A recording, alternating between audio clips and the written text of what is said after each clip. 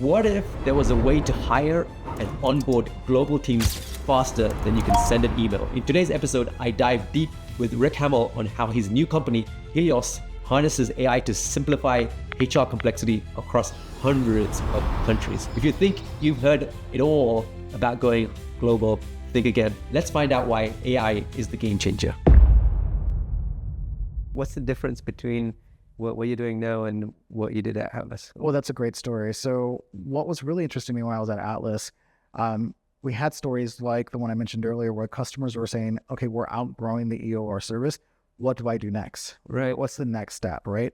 And so I kept hearing that quite often, not only from customers, but prospects. They needed a solution that was really able to support them in their global journey. So what we did here at Helios is we focused on building something that allows companies to automate that process, do it more compliantly. So if it's setting up their own entities around the world, if it's setting up the global payroll piece, if it's leveraging the contractor pay solution, and then graduating to the other solutions, that's what we offer here. So we looked at the next evolution of the journey for customers and really looked at, okay, if I'm really going to manage my global workforce, how do I do that compliantly? How do I do that in a single system? And how do I leverage AI and automation to make sure I'm efficient and compliant in those particular countries? So I took all the experience I had at Atlas and said, okay, what would I have wanted as an employer in 167 countries? What do I build here for that? Not just for supporting companies, but also what would I need as an actual individual employer? What was really interesting before was when I was in HR, the reason I think we were successful at Atlas was because I was the customer. I had that niche. I needed that. Right. So I took that same approach here at Helios and took a step back and said, what would I have needed here at Atlas to make sure I can be efficient in my own organization and then also to be able to support our customers? So we built something that allows companies to onboard, manage, and pay their teams, but do that where it's more localized. It's got localization, meaning it's a single direct approach for each country. So employees feel very comfortable. Using the example of the US, if I don't ask you for your W-4, if I don't ask you for your I-9, you would think something was wrong. Right. So we made sure that it was very localized to make sure employees felt very comfortable with that approach.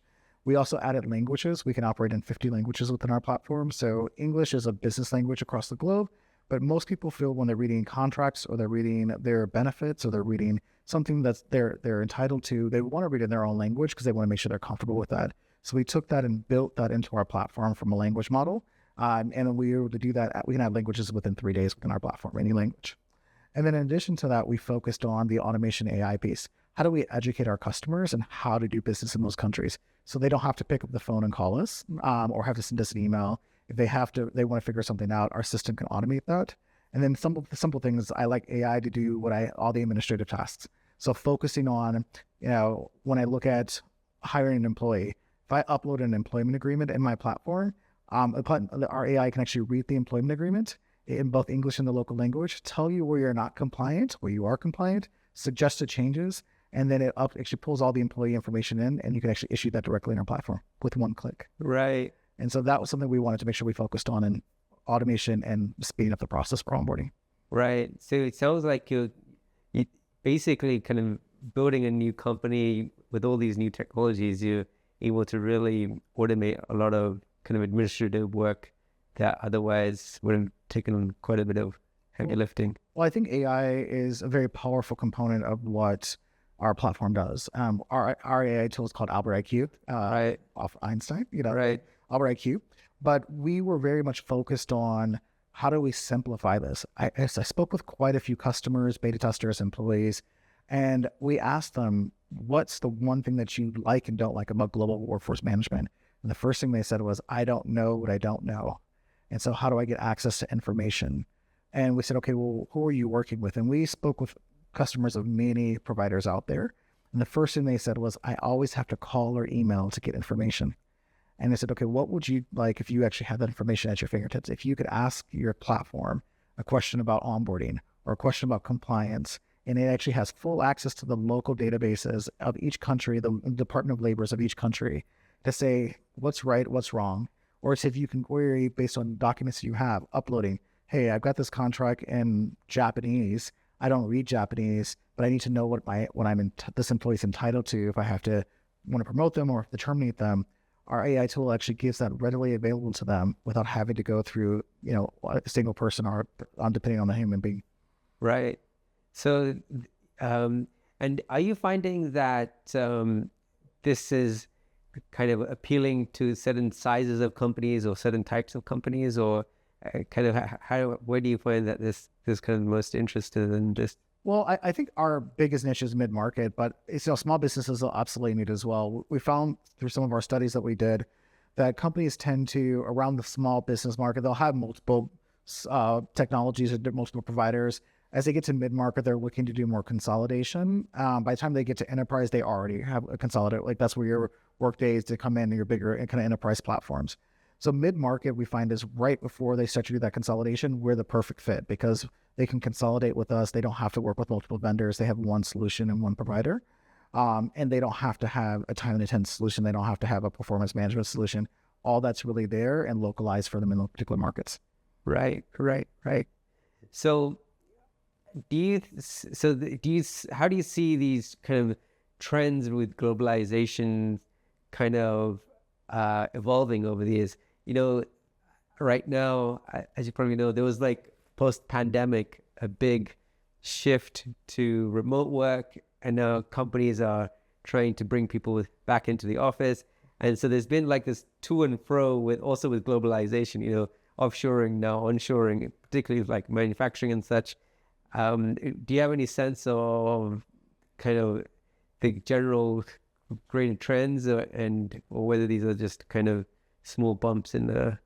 Well, there's always going to be ebb and flows and kind of cultural changes. I remember when I had to have a conversation with my team about going to work from home. It was a fight. I remember no one wanted to work from home. They said there's no way, they can't work from home with their kids, and there's no way possible. Now you tell an employee to come back in the office, they're like, what are you talking about? I have to I want to work from home. And so there's going to be a balance. I don't think you're going to see organizations truly go 100% office, 100% remote. I think the trend's going to be somewhere in the middle of that, of hybrid. There are going to be employees that are affected by that. There are employees who are still remote employees. I mean, they're their own employee within a certain region and a certain marketplace, and employers have to figure out how to manage and support that. But I don't think the trend's going to go anywhere. I think we're seeing more employees resign if they're having to go into the office versus actually just saying, okay, I'm going to go into the office.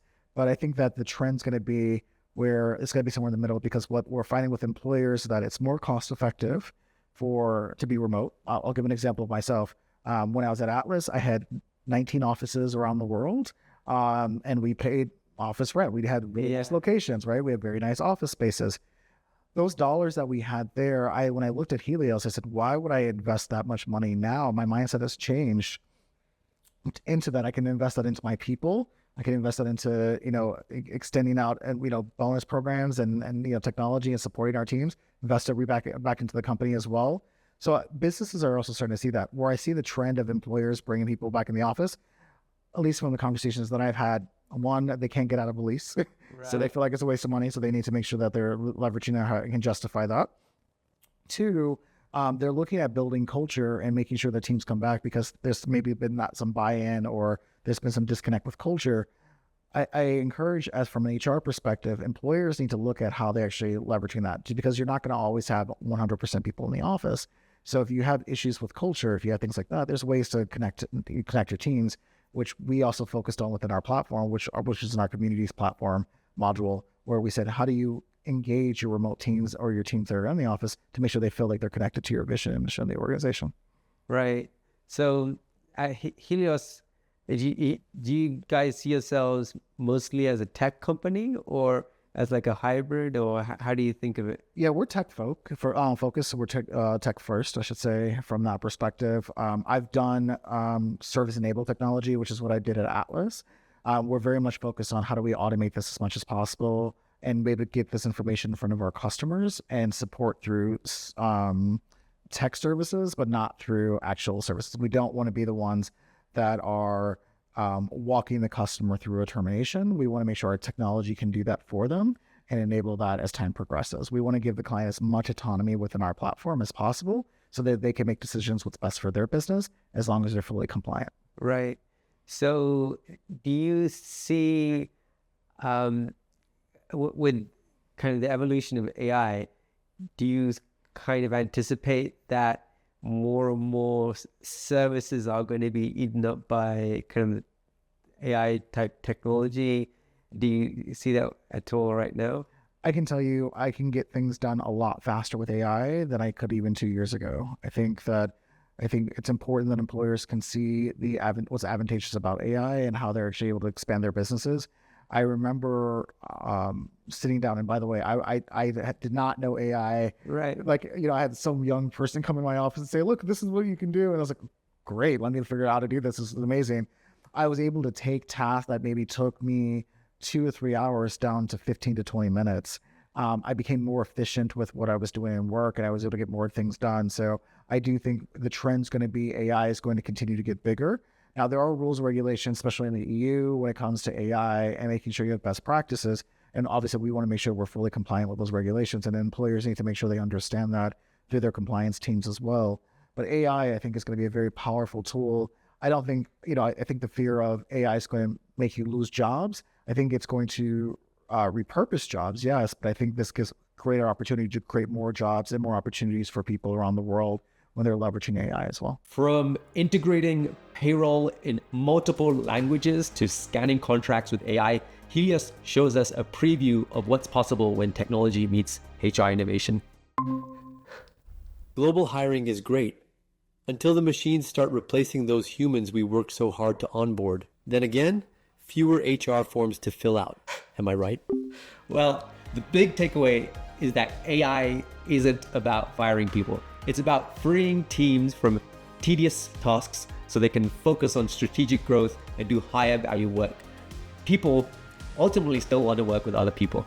So if you'd like real world tips, tactics, and strategies on navigating AI and tech projects, click on the link in the description, sign up for our newsletter. It's where I share the best insights we've learned from working with hundreds of organizations on their AI initiatives. See you next time.